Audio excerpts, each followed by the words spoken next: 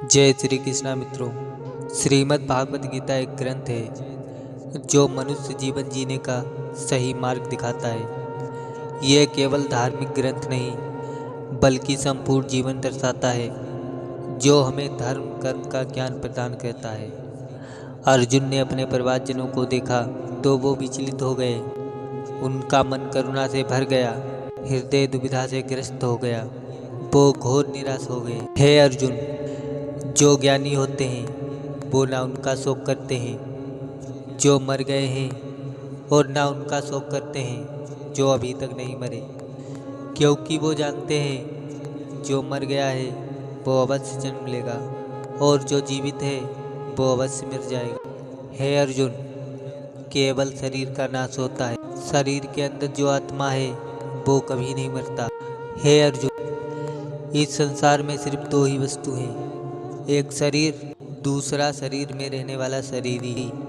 जो शरीर में रहने वाला आत्मरूपी शरीरी वो कभी मरता नहीं और जो शरीर है वो सदा रहता नहीं।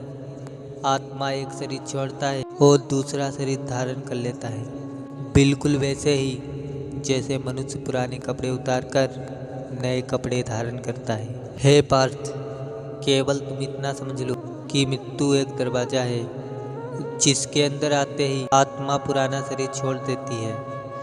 वास्तव में मृत्यु और जन्म के दो दरवाजे जो एक दूसरे के आमने सामने हैं। प्राणी जब मृत्यु के दरवाजे पर पहुंचता है तो उस शरीर की मृत्यु हो जाती है। फिर आत्मा का प्रकाश शरीर को छोड़कर आगे चला जाता है और फिर वो प्रकाश नए जन्म के दरवाजे में प्रवेश करता, जहाँ जब आत्मा को फिर से नया शरीर मिलता है और वहाँ से नए जन्म की नई यात्रा शुरू हो जाती है।